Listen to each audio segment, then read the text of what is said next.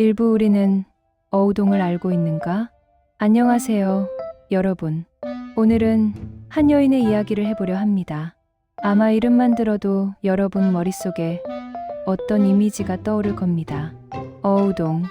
이 이름을 들으면 대부분 비슷한 그림이 그려지죠. 조선시대, 성적 스캔들, 음란한 여인, 그리고 비극적인 최후. 소설도 그렇게 그렸고 영화도 그렇게 그렸습니다. 늘 자극적이고 위험하고 도덕을 어긴 인물로 말이죠. 그런데 오늘 저는 여러분께 조금 다른 질문을 던져보고 싶습니다. 정말 어우동은 그렇게 특별한 여인이었을까요? 혹시 우리는 어우동이라는 이름을 통해 조선 사회가 숨기고 싶었던 어떤 불편한 진실을 보지 못한 것은 아닐까요? 이 질문이 불편하게 느껴질 수도 있습니다. 왜냐하면 우리는 오랫동안 조선을 도덕의 나라로 배워왔고 유교 사회의 엄격함을 당연하게 받아들여 왔으니까요. 그런 사회에서 어우동 같은 여인이 나타났으니 처벌받는 것이 당연하다고 생각할 수도 있습니다. 하지만 정말 그럴까요? 오늘 이 영상에서는 어우동이라는 한 인물을 통해 조선 사회의 도덕, 권력, 그리고 기록의 방식까지 차분히 들여다보려 합니다. 그리고 이 이야기는 과거의 이야기만이 아닙니다. 이것은 지금 우리의 이야기이기도 합니다. 왜냐하면 우리는 지금도 비슷한 방식으로 사람을 판단하고 낙인 찍고 처벌하고 있으니까요. 그러니 조금 시간을 내어 이 이야기에 귀 기울여 주세요. 분명 여러분이 알고 있던 조선과는 조금 다른 모습을 발견하게 될 겁니다. 2부. 어우동 사건. 무엇이 문제였을까? 자, 그럼 먼저 어우동 사건을 단순하게 정리해 보겠습니다. 한 여성이 여러 남성과 관계를 맺었고 그 사실이 드러났으며 결국 사형을 당했다. 여기까지만 들으면 간단해 보입니다. 조선시대니까 그럴 수 있다고 생각할 수도 있죠. 도덕이 엄격한 사회였으니 그런 행위가 발각되면 처벌받는 것이 당연하다고요. 하지만 기록을 조금만 자세히 들여다보면 이 사건은 전혀 다르게 보이기 시작합니다. 어우동과 관계를 맺은 남성들은 한두 명이 아니었습니다. 양반이 있었고 관리가 있었고 사대부들이 줄줄이 등장합니다. 그들 중에는 이름 있는 집안의 사람들도 있었고 권력을 가진 이들도 있었습니다. 여기까지는 이해할 수 있습니다. 그런데 이상한 점이 하나 있습니다. 그 남성들은 대부분 살아남았습니다. 처벌을 받지 않거나 아주 가벼운 처벌로 끝났습니다. 어떤 이는 파직되었다가 얼마 후 복직하기도 했고 어떤 이는 아예 기록에서 조용히 사라졌습니다. 그들의 이름은 언급되지만 그들의 죄는 크게 문제되지 않았습니다. 그런데 사형을 당한 사람은 오직 어우동 한 사람이었습니다. 같은 행위를 했는데 왜 한 사람만 죽어야 했을까요? 여기서 우리는 질문하게 됩니다. 문제는 정말 성적 관계 그 자체였을까요? 아니면 그 관계를 드러낸 방식이 문제였을까요? 혹은 그보다 더 근본적인 누가 그 행위를 했느냐가 문제였던 것은 아닐까요? 조선시대의 법전을 보면 간통죄는 분명히 존재합니다. 남녀 모두에게 적용되는 법이었죠. 하지만 실제로 어떻게 적용되었는가를 보면 이야기가 달라집니다. 남성은 대부분 경미한 처벌을 받거나 사회적 지위를 통해 빠져나갈 구멍을 찾았습니다. 반면 여성은 특히 신분이 낮거나 보호자가 없는 여성은 가혹한 처벌을 받았습니다. 어우동의 경우는 더욱 극단적이었습니다.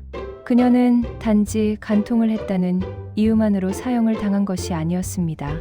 그녀가 보여준 태도, 그녀가 선택한 방식, 그녀가 거부하지 않았던 욕망 자체가 문제였던 겁니다. 다시 말하면 어우동은 규칙을 어긴 것이 아니라 규칙이 전제하고 있던 질서 자체를 흔들었던 겁니다. 그리고 조선 사회는 그런 흔들림을 용납할 수 없었습니다. 3부 조선에서 성은 어떻게 작동했는가? 조선 사회는 흔히 유교적 도덕 사회로 설명됩니다. 예의와 질서를 중시하고 욕망을 억제하며 절제된 삶을 살아야 하는 사회. 우리는 그렇게 배워왔습니다. 그런데 실제의 조선은 욕망이 사라진 사회가 아니었습니다. 욕망은 존재했습니다. 아주 분명하게, 아주 생생하게 존재했습니다. 다만 어디에, 누구에게 허용되었는가가 달랐을 뿐입니다. 남성의 성적 욕망은 풍류라는 이름으로, 관행이라는 이름으로 쉽게 용인되었습니다. 양반 남성이 기생과 술을 마시고 시를 짓는 것은 풍류였습니다. 관리가 지방에 부임해 기생을 불러들이는 것은 관행이었습니다. 심지어 기혼 남성이 첩을 두는 것도 법적으로 허용되었습니다. 이것이 문제가 되는 경우는 거의 없었습니다. 오히려 교양 있는 남성의 표시로 여겨지기도 했죠. 풍류를 아는 선비라는 표현은 칭찬이었습니다. 하지만 여성의 욕망은 달랐습니다. 여성이 욕망을 드러내는 순간 그것은 곧 음행이 되었고 문란이 되었고 처벌의 대상이 되었습니다. 같은 행위라도 성별에 따라 전혀 다른 의미를 갖게 된 것입니다. 여성은 욕망의 주체가 될 수 없었습니다. 여성은 오직 대상이어야 했습니다. 남성의 욕망을 받아들이는 존재, 남성의 필요에 응답하는 존재, 그것이 조선 사회가 여성에게 허락한 유일한 역할이었습니다. 그래서 기생은 존재할 수 있었습니다. 기생은 남성의 욕망을 충족시키는 도구였으니까요. 기생은 자신의 욕망이 아니라 남성의 욕망을 위해 존재했습니다. 그래서 용인되었습니다. 하지만 어우동은 달랐습니다. 어우동은 이 이중 구조를 너무 적나라하게 드러낸 인물이었습니다. 그녀는 기생이 아니었습니다. 그녀는 양반 여성도 아니었지만 그렇다고 천민도 아니었습니다. 그녀는 중인 계층에 속했고 어느 정도의 교육을 받았으며 무엇보다 자신의 선택을 할 수 있는 위치에 있었습니다. 그리고 그녀는 선택했습니다. 그녀는 남성들과의 관계를 거부하지 않았습니다. 오히려 적극적으로 받아들였습니다. 그녀는 자신이 원하는 관계를 선택했고 원하지 않는 관계는 거부했습니다. 그녀는 침묵하지 않았습니다. 바로 이것이 문제였습니다. 조선 사회는 여성이 욕망의 주체가 되는 것을 상상할 수 없었습니다. 여성이 선택하고 거부하고 자신의 몸과 관계에 대해 스스로 결정하는 것. 이것은 조선의 질서 전체를 위협하는 일이었습니다. 왜냐하면 만약 한 여성이 그렇게 할 수 있다면 다른 여성들도 그렇게 할 수 있지 않겠습니까? 그렇게 되면 남성들이 여성을 통제할 수 없게 됩니다. 가부장제의 근간이 흔들리게 됩니다. 그래서 어우동은 위험했습니다. 그녀가 보여준 것은 단순한 성적 강종이 아니었습니다. 그것은 여성도 욕망의 주체가 될 수 있다는 가능성이었습니다. 그리고 조선 사회는 그 가능성을 절대 인정할 수 없었습니다. 4부 어우동의 진짜 죄? 그렇다면 어우동의 진짜 죄는 무엇이었을까요? 어우동의 진짜 죄는 욕망 그 자체가 아니었습니다. 앞서 말했듯이 조선 사회에 욕망이 없었던 것은 아닙니다. 남성들은 자유롭게 욕망을 표현했고 그것은 용인되었습니다. 어우동의 죄는 선택이었습니다. 선택하고 거부하고 침묵하지 않았다는 것. 조선 사회에서 말하는 여성, 자기 삶을 결정하려는 여성은 위험한 존재였습니다. 여성은 아버지의 말을 따라야 하고 남편의 말을 따라야 하고 아들의 말을 따라야 했습니다.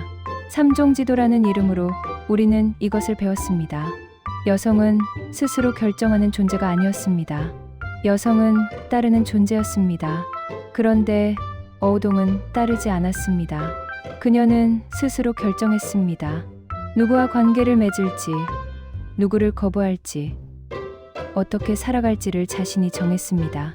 이것이 그녀의 진짜 죄였습니다. 기록을 보면 어우동과 관계를 맺은 남성들 중에는 그녀를 강제로 범하려 한 사람도 있었다고 합니다. 하지만 어우동은 그것을 거부했습니다. 그녀는 자신이 원하지 않는 관계는 받아들이지 않았습니다.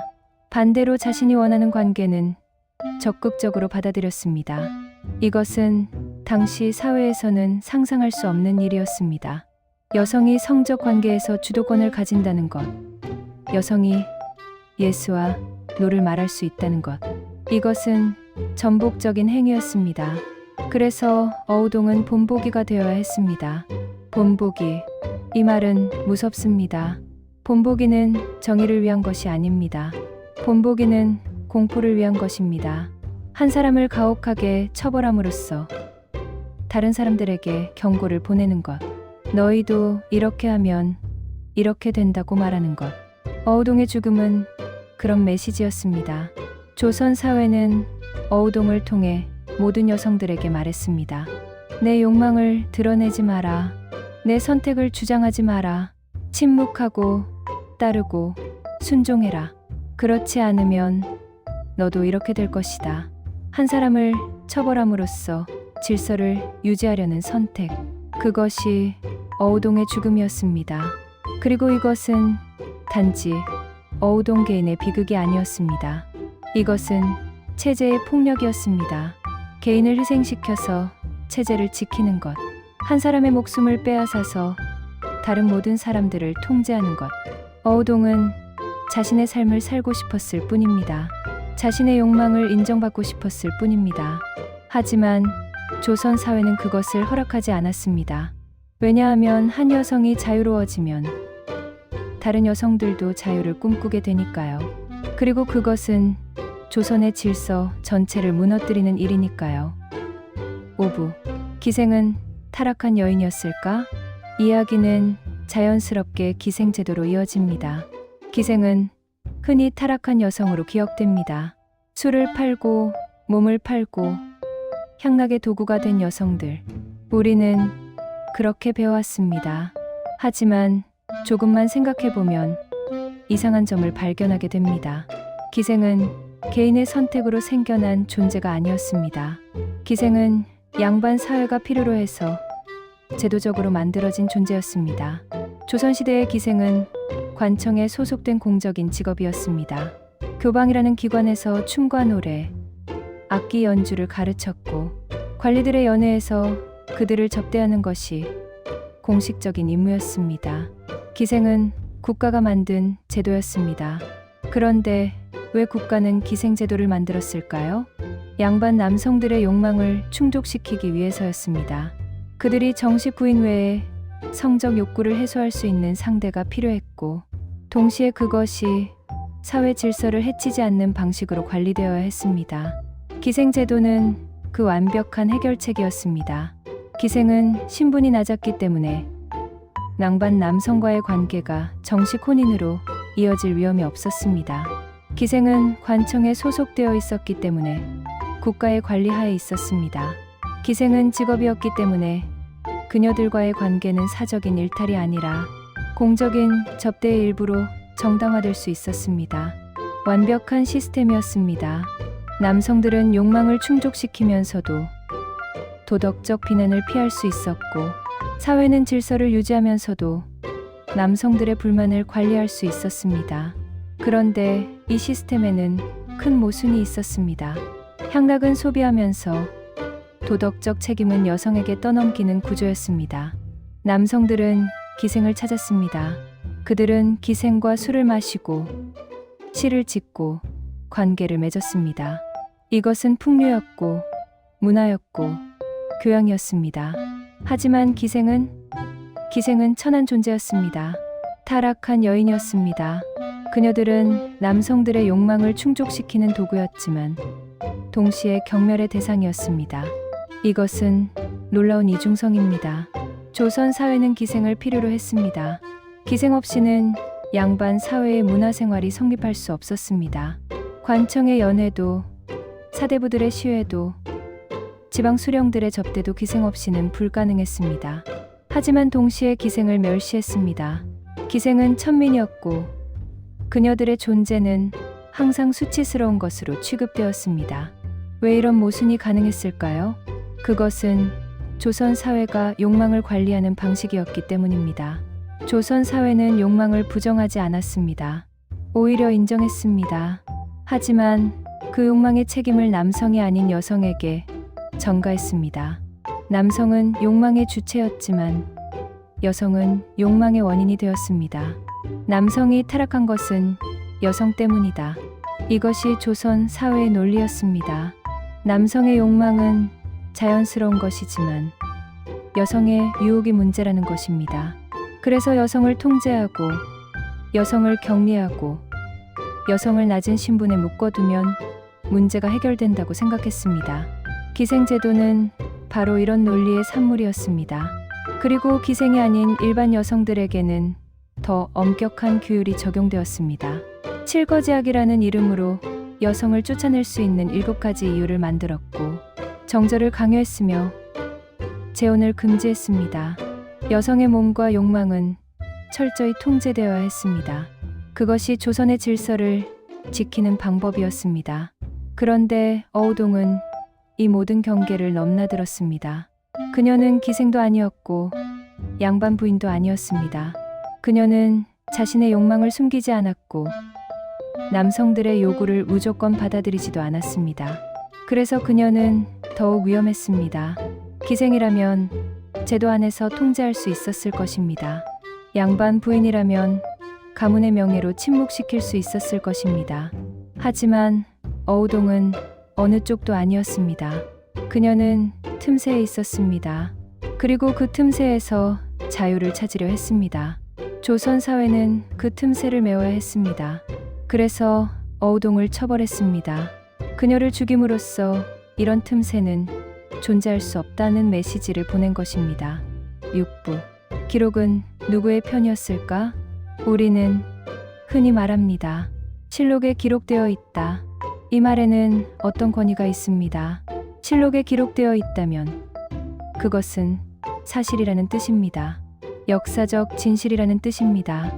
하지만 기록은 결코 중립적이지 않습니다. 기록은 권력이 허용한 언어로 쓰입니다. 조선시대의 모든 공식 기록은 양반 남성들이 썼습니다. 사관도 남성이었고 실록을 편찬한 사람도 남성이었고 법전을 만든 사람도 남성이었습니다. 여성은 기록하지 않았습니다. 여성은 기록될 뿐이었습니다. 그렇다면 어우동은 어떻게 기록되었을까요? 어우동에 대한 기록을 보면 흥미로운 점을 발견하게 됩니다. 그녀는 항상 부정적인 언어로 묘사됩니다. 음란하다, 방탕하다, 교활하다, 염치가 없다. 이런 표현들이 반복됩니다. 반면 그녀와 관계를 맺은 남성들은 어떻게 기록되었을까요? 그들은 유혹당했다고 기록됩니다. 일시적으로 마음이 흔들렸다고 기록됩니다. 심지어 어떤 경우에는 불쌍한 피해자로 묘사되기도 합니다. 같은 행위를 했는데 여성은 가해자가 되고 남성은 피해자가 됩니다. 이것이 기록의 권력입니다. 기록은 누가 쓰느냐에 따라 완전히 다른 이야기가 됩니다. 어우동이 직접 자신의 이야기를 쓸 수 있었다면 어땠을까요? 그녀의 시선으로 본 조선 사회는 어떤 모습이었을까요? 우리는 알 수 없습니다. 왜냐하면 그녀의 목소리는 기록되지 않았으니까요. 우리가 가진 것은 오직 남성들이 그녀를 어떻게 봤는지, 남성들이 그녀를 어떻게 평가했는지에 대한 기록뿐입니다. 여성의 성은 비난의 언어로 남고 남성의 욕망은 쉽게 희석됩니다. 실록을 보면 수많은 여성들이 간통죄로 처벌받은 기록이 나옵니다. 하지만 그 여성들의 구체적인 이야기는 거의 나오지 않습니다. 그녀들이 왜 그런 선택을 했는지, 그녀들의 삶이 어떠했는지, 그녀들이 무슨 생각을 했는지는 기록되지 않습니다. 오직 죄와 처벌만 기록됩니다. 반면 남성들의 이야기는 훨씬 풍부합니다. 그들의 동기가 설명되고 그들의 상황이 고려되고 그들의 변명이 기록됩니다. 이것은 우연이 아닙니다. 이것은 구조적인 편향입니다. 그래서 우리는 기록을 읽을 때 항상 질문해야 합니다. 누가 기록했는가? 누가 기록되지 않았는가? 무엇이 강조되었는가? 무엇이 생략되었는가? 어우동의 이야기는 기록된 이야기이면서 동시에 지워진 이야기이기도 합니다. 우리는 그녀가 죽었다는 것을 압니다. 우리는 그녀가 여러 남성과 관계를 맺었다는 것을 압니다. 하지만 우리는 그녀가 무슨 생각을 했는지, 그녀가 어떤 삶을 원했는지, 그녀가 어떤 고통을 겪었는지는 모릅니다. 기록은 그녀를 악녀로 만들었습니다. 그리고 우리는 그 기록을 읽으면서 그녀를 악녀로 기억했습니다. 하지만 기록되지 않은 것들이 있습니다. 왜 그토록 많은 양반 남성들이 그녀를 찾아갔을까요? 그들은 왜 자신의 신분과 체면을 위험에 따뜨리면서까지 그녀와 관계를 맺으려 했을까요? 혹시 어우동에게는 우리가 모르는 어떤 매력이 있었던 것은 아닐까요? 그녀는 단지 아름다운 것을 넘어서 지적이었고 재치 있었고 자유로웠던 것은 아닐까요? 그리고 바로 그 자유로움이 남성들을 끌어당기면서 동시에 사회를 위협했던 것은 아닐까요? 우리는 이런 질문을 할 수 있습니다. 하지만 답은 기록 속에 없습니다. 왜냐하면 기록은 그녀의 목소리를 담지 않았으니까요.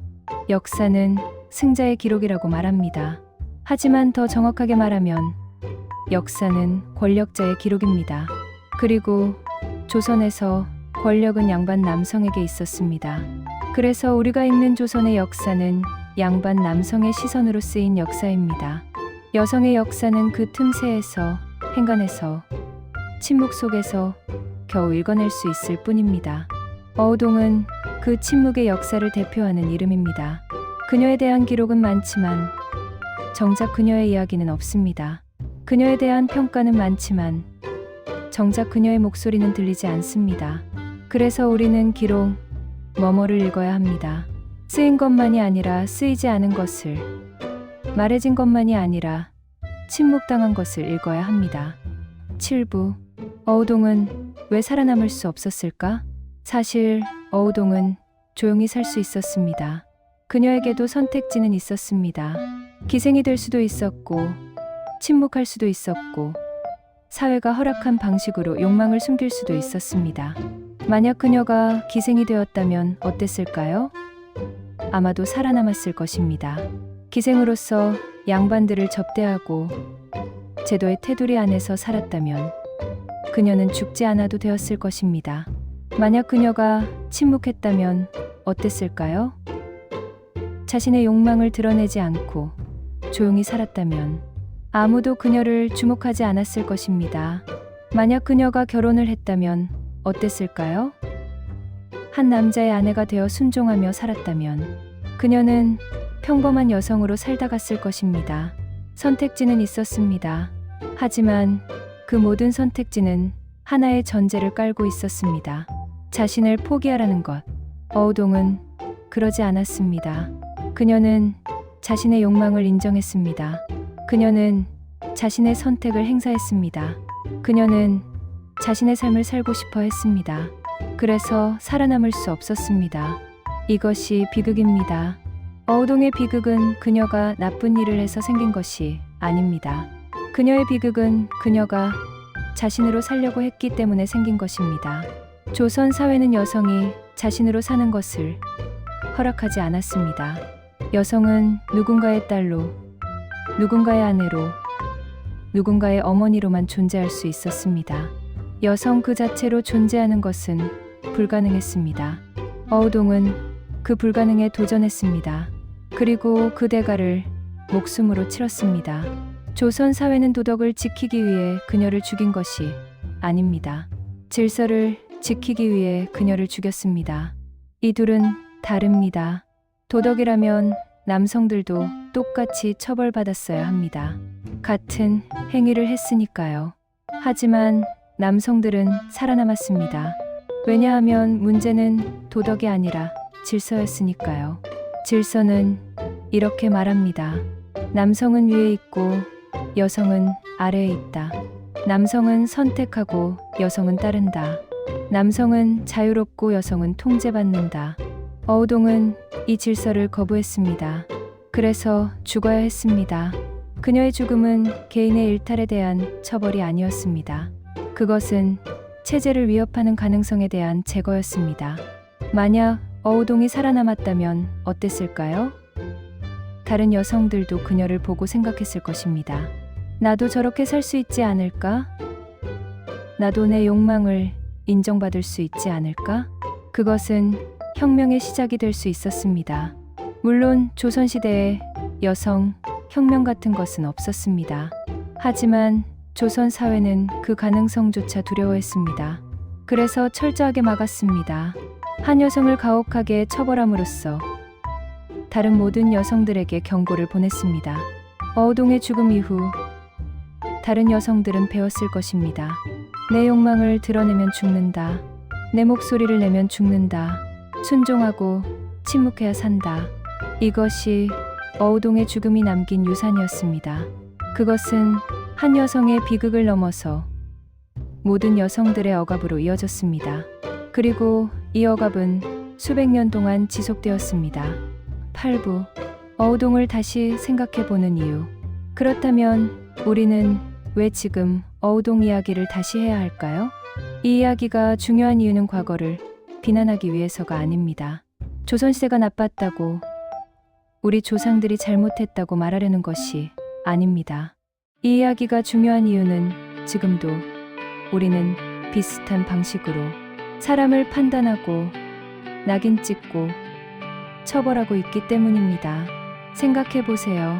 지금도 여성의 성은 남성의 성보다 더 엄격하게 판단받습니다. 같은 행위를 해도 여성은 문란하다는 말을 듣고 남성은 혈기왕성하다는 말을 듣습니다. 지금도 여성이 자신의 욕망을 드러내면 불편해하는 사람들이 있습니다. 여성은 수동적이어야 하고 얌전해야 하고 조신해야 한다고 생각합니다. 지금도 규범을 벗어난 여성은 더 가혹하게 비난받습니다. SNS에서, 댓글에서, 일상의 대화에서 우리는 여전히 여성을 더 엄격한 잣대로 평가합니다. 구조는 바뀌지 않았습니다. 단지 이름만 바뀌었을 뿐입니다. 조선시대에는 음란한 여인이라고 불렀지만 지금은 다른 말로 부릅니다. 하지만 그 본질은 같습니다. 여성의 자율성을 부정하고 여성의 욕망을 통제하려는 시도. 그리고 이것은 비단 성의 문제만이 아닙니다. 지금도 누군가는 더 엄격한 도덕을 요구받고 누군가는 실수로 용서받습니다. 지금도 권력 있는 사람의 잘못은 쉽게 묻히고 권력 없는 사람의 작은 실수는 크게 부각됩니다. 지금도 한 사람을 본보기로 삼아 가혹하게 처벌함으로써 다른 사람들을 통제하려는 일이 벌어집니다. 구조는 남고 개인만 사라집니다. 어우동이 그랬듯이 지금도 누군가는 구조의 희생양이 됩니다. 그 사람의 잘못이 특별히 크기 때문이 아니라 그 사람이 구조를 흔들었기 때문입니다. 그리고 우리는 그것을 정의라고 부릅니다. 우리는 그것을 응징이라고 부릅니다. 우리는 그 사람이 처벌받는 것을 보면서 통쾌함을 느낍니다. 하지만 잠깐 멈춰서 생각해봐야 합니다. 우리가 누군가를 처벌하면서 느끼는 통쾌함은 정일까요? 아니면 집단적 폭력일까요? 우리가 누군가를 비난하면서 내세우는 도덕은 진짜 도덕일까요? 아니면 권력을 유지하기 위한 도구일까요? 어우동은 그 질문을 가장 먼저 드러낸 이름입니다. 그녀의 이야기는 우리에게 묻습니다. 당신들의 도덕은 정말 공정한가? 당신들의 정의는 정말 평등한가? 그리고 불편하게도 우리는 그 질문에 쉽게 답할 수 없습니다. 왜냐하면 우리 사회도 여전히 이중잣대로 가득하고 여전히 권력의 편에 서 있고 여전히 약자를 희생양으로 삼고 있으니까요. 조선시대를 비판하기는 쉽습니다. 수백 년 전의 일이니까요. 하지만 우리 자신을 돌아보기는 어렵습니다. 지금 일어나고 있는 일이니까요. 그래서 어우동의 이야기가 중요합니다. 이 이야기는 과거의 거울이면서 동시에 현재의 거울이기 때문입니다. 우리는 이 거울을 통해 우리 자신을 봐야 합니다. 우리가 누군가를 판단할 때, 우리가 누군가를 비난할 때, 우리는 정말 공정한가? 우리는 정말 정의로운가? 어우동은 우리에게 묻고 있습니다. 9부 마무리. 누가 돌을 던질 것인가? 어우동은 타락한 여인이 아니었습니다.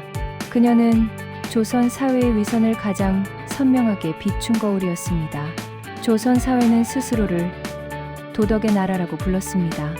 예의와 질서를 중시하고 인륜을 지키는 나라라고 자부했습니다. 하지만 실제로는 어땠습니까? 남성들은 자유롭게 욕망을 추구하면서 여성들에게는 정절을 강요했습니다. 양반들은 기생을 찾아다니면서 기생을 천하게 여겼습니다. 권력자들은 법을 어기면서 약자에게는 법을 엄격하게 적용했습니다. 이것이 도덕입니까? 이것은 위선입니다. 그리고 어우동은 그 위선을 드러냈습니다. 그녀가 의도했든 의도하지 않았든 그녀의 존재 자체가 조선 사회의 모순을 보여주었습니다. 같은 행위를 한 남성들은 살아남고 그녀만 죽었다는 사실. 이것이 조선의 도덕이 실제로 어떻게 작동했는지를 보여줍니다. 도덕은 공정하지 않았습니다. 도덕은 권력의 도구였습니다. 강자는 도덕을 설교하고 약자는 도덕에 의해 처벌받았습니다. 그리고 그 거울은 지금도 우리 앞에 놓여 있습니다.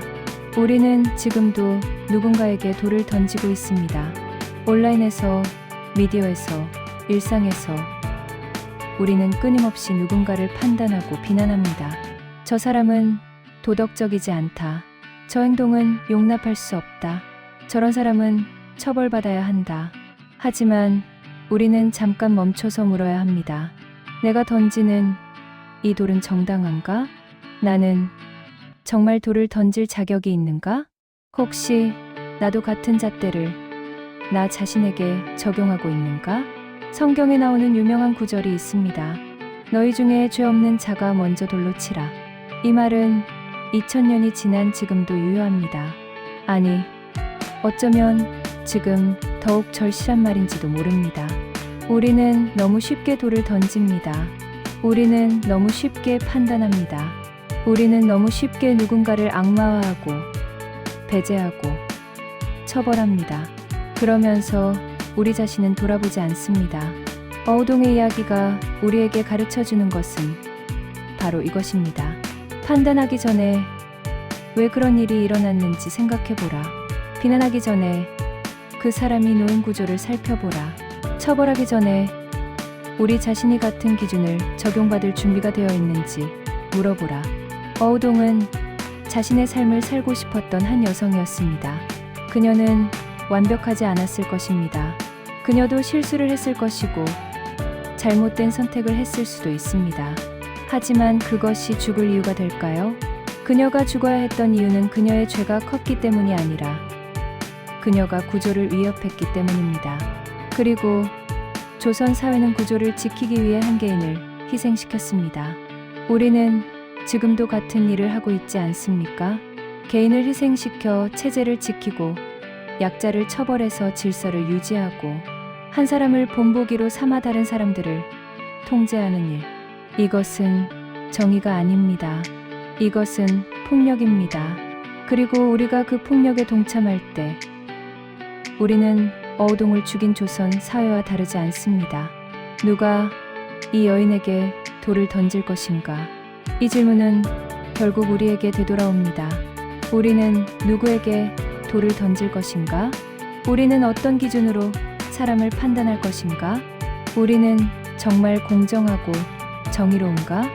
어우동의 이야기는 끝났지만 이 질문은 끝나지 않았습니다. 이 질문은 지금도 우리 곁에 있습니다.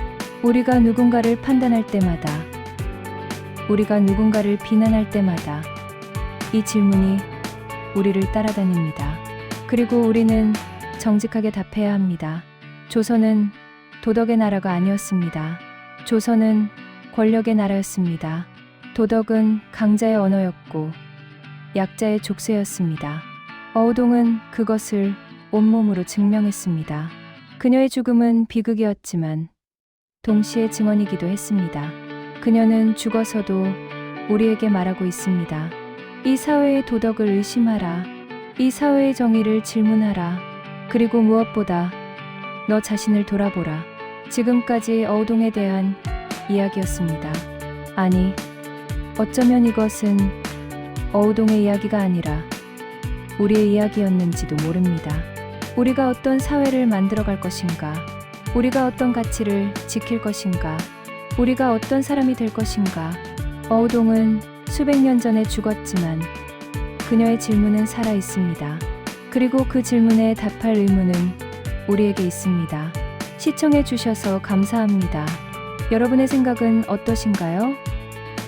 댓글로 의견을 나눠주시면 감사하겠습니다. 구독과 좋아요도 잊지 말아주세요. 다음 영상에서 또 만나겠습니다.